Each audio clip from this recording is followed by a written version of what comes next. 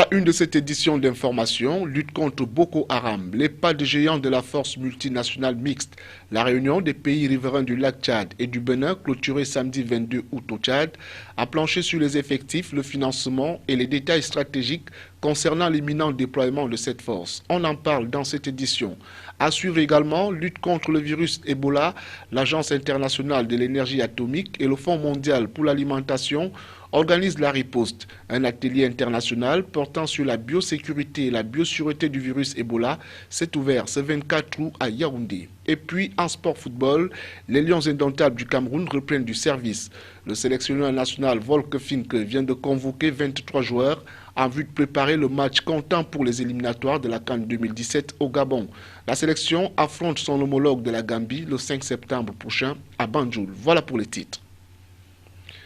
Mesdames, Messieurs, bonsoir et bienvenue au journal. Coopération militaire interétatique, la réunion des pays riverains du lac Tchad et du Bénin pour la mise en place de la force multinationale chargée de la lutte contre Boko Haram s'est achevée samedi 22 août au Tchad. Les chefs d'état-major des 5 pays engagés dans la lutte contre Boko Haram ont, au cours de cette réunion, parlé des effectifs, du financement et des détails stratégiques.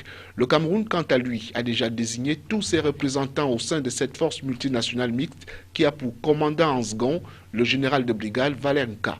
Les détails dans cet élément de la rédaction.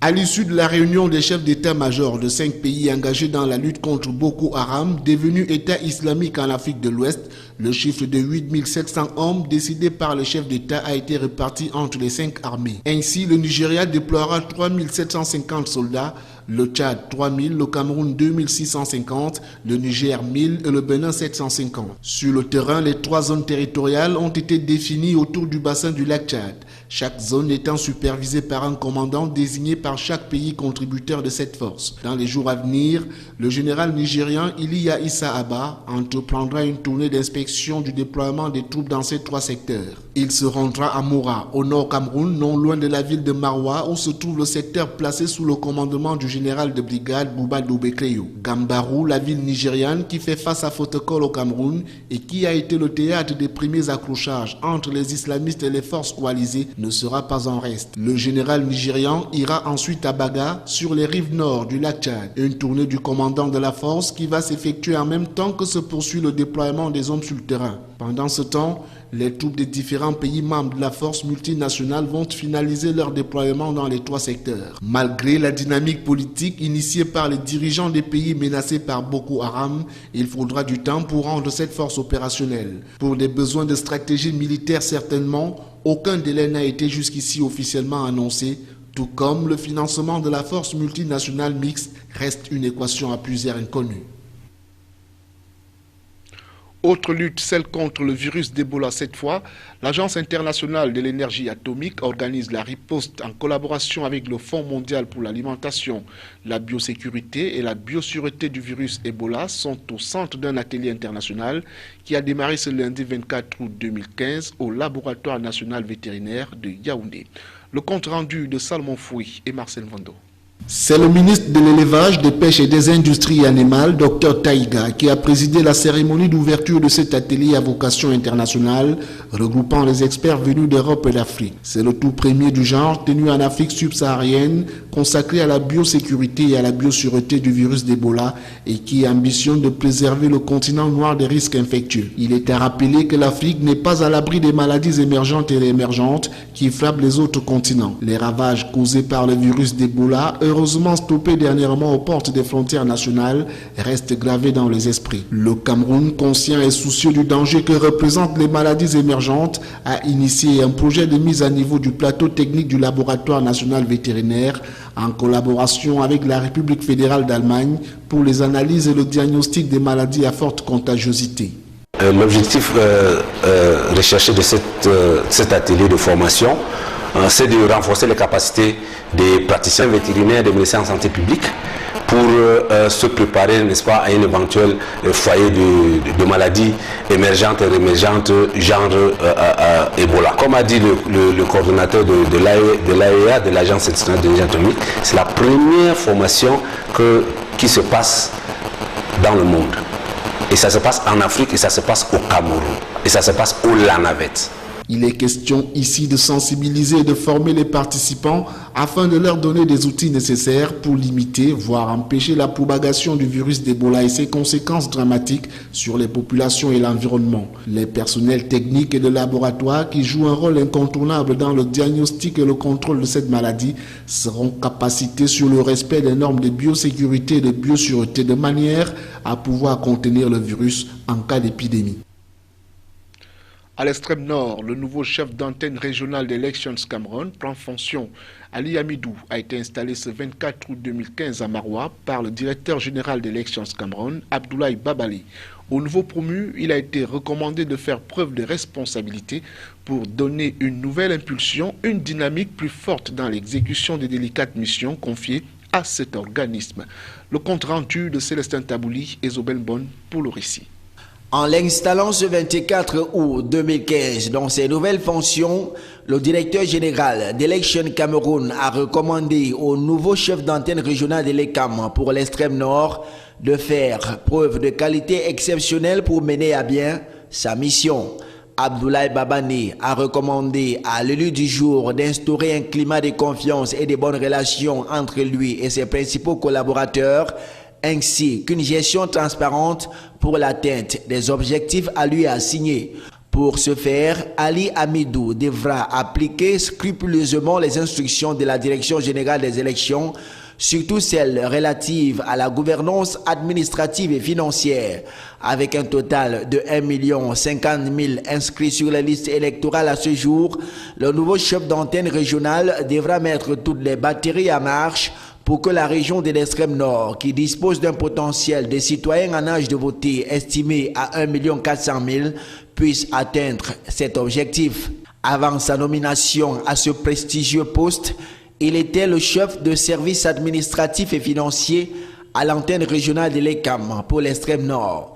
Âgé de 47 ans, cet économiste jouit d'une expérience avérée en matière de gestion des ressources humaines, matérielles et financières. La cérémonie d'installation a eu pour cadre le cercle municipal de la communauté urbaine de Maroua.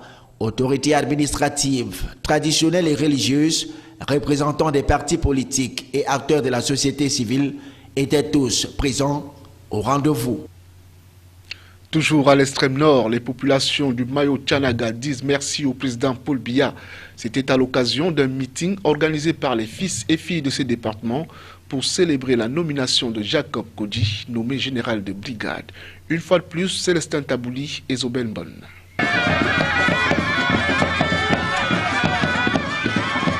L'esplanade de la permanence du parti RDPC de Mokolo s'est avérée trop étroite pour accueillir les populations du Mayo-Tchanaga venues fêter la nomination de Jacob Kodi, nommé général de brigade par le président de la République. C'était à l'occasion d'un giga meeting organisé par les élites intérieures et extérieures ainsi que les forces vives du département. Tous ont tenu à manifester leur joie à travers des groupes de danse folkloriques, une marche de déférence et une motion de soutien que le protocole a eu du mal à discipliner. Le président de la section de Mokolo, au nom des populations, a dit toute sa gratitude au chef de l'État pour cette marque de confiance portée sur un digne fils du Mayo-Tchanaga. Ce serait une ingratitude de notre part si on n'organisait pas cette manifestation.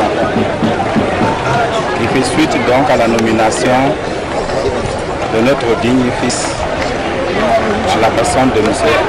Kodi Jacob, qui était récemment colonel et qui depuis la date du 13 août est monté au grade de général de brigade. Montrer aux promoteurs de ce pays, au président de la République, plus précisément au président national du RDPC, que nous avons accueilli avec joie cette promotion. Zokom Damien a rassuré quant à l'engagement des fils et filles du Mayo-Tchanaga à accompagner le chef de l'État dans la lutte contre le terrorisme et dans sa politique de grande réalisation à faire du Cameroun un pays émergent à l'horizon 2035. Dans cette motion de soutien et de déférence adressée au président Paul Biya, les populations et élites de cette circonscription administrative sont abondamment revenus sur les atouts de la politique du renouveau prônée par Paul Biya. Une marche de soutien a clôturé le meeting de Mokolo. Et nous voici en sport. Éliminatoire CAN 2017 au Gabon, la liste des joueurs de l'équipe nationale du Cameroun est connue. La sélection affronte son homologue de la Gambie le 5 septembre à Banjul, capitale gambienne. Parmi les 23 convoqués, seul un joueur fait office de nouveau.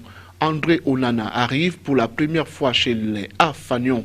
L'on note aussi les comebacks de Basson, Nyom, Matip et Zoua. Pour le reste et en dehors des 5 réservistes, rien n'a changé. Vous le dites, Michel Ateba. Parmi les 23 joueurs convoqués, un seul fait véritablement sa grande entrée. André Onana, jeune gardien de but de l'Ajax d'Amsterdam, formé au FC Barcelone. L'ex-gardien de la Foundé Sport Academy, le centre de formation de Samuel Eto'o frappe ainsi au port de la sélection Afagnon après un bref séjour chez le junior. Plusieurs fois champion d'Europe en catégorie junior avec le FC Barcelone B, André Onana est présenté comme le futur Thomas Nkono. Le reste n'a pas changé. Toutefois, l'on remarque quelques grands retours. Sébastien Basson de Norwich en Angleterre et Alan Nyon de Watford. Joël Matip de Schalke 04 en Allemagne. Jacques Zoua de GFC Ajaccio en France. Le sélectionneur national Volker Finke pour affronter la Gambie a donc presque reconduit les mêmes. Bon à savoir, 5 joueurs meublent la liste d'attente. Edgar Sali de Saint-Gall en Suisse. Gwenin Dassi de Unisport de Bafang au Cameroun. Zok Abeb Christian de Cosmos Dumbam, Frank Etundi du FC Zurich et Frank Ohanja de Hajduk Split en Croatie. Koumbi Manjang est donc le seul joueur local dans les 23 convoqués. Toujours en sport, championnat national de première division de football, c'est le coude à coude au top et au bas du classement non officiel à 4 journées de la fin. Sikoton FC de Garoua, Union de Douala, New Star et Botafogo mènent les débats. Au bas, 6 clubs, excepté le TKC déjà en Ligue 2, se battent pour le maintien. Des précisions avec Michel Ateba. Ils sont 4 clubs qui se tiennent à 4 journées de la fin du championnat. Après 31 journées, Coton FC de Garoua, 58 points, est en tête du classement non officiel. L'équipe du Nord est talonnée par l'Union sportive de Douala, deuxième avec 56 points. Juste en embuscade, New Star et Botafogo qui comptent tous 2, 53 points et classés 3e et 4e. Les 2 dernières formations citées peuvent en cas de faux pas des leaders se positionner aux premières loges, mais à condition qu'elles font aussi un parcours sans faute. Au bas de ce classement est hormis le TKC de Yaoundé qui a déjà validé son ticket pour la Ligue 2. 6 formations se battent pour le maintien. Lyon blessé de Foutouni et Cosmos Dumbam qui comptent respectivement 37 et 36 points. UMS de Loum, Fovu de Baham, le Canon sportif de Yaoundé et Nialakwan Sport Academy ne se sont pas encore tirés d'affaire. Aucun parmi eux, à 4 jours de la fin, n'a encore franchi la barre de 40 points, synonyme de possible maintien. Des positions qui annoncent une fin de saison riche en suspense. Bientôt la fin du journal, mais avant de partir, voici ce qu'il faut en retenir. Lutte contre Boko Haram, les pattes géants de la force multinationale mixte, la réunion des pays riverains du lac Tchad et du Bénin, clôturée samedi 22 août au Tchad, a planché sur les effectifs, le financement et les détails stratégiques concernant l'imminent déploiement de cette force.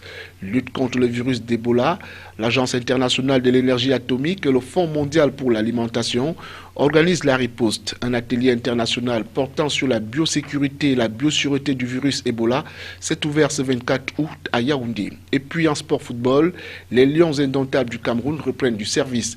Le sélectionneur national Volker Finke vient de convoquer 23 joueurs en vue de préparer le match comptant pour les éliminatoires de la CAN 2017 au Gabon. La sélection affronte son homologue de la Gambie le 5 septembre prochain à Banjul. Fin du journal, bonsoir.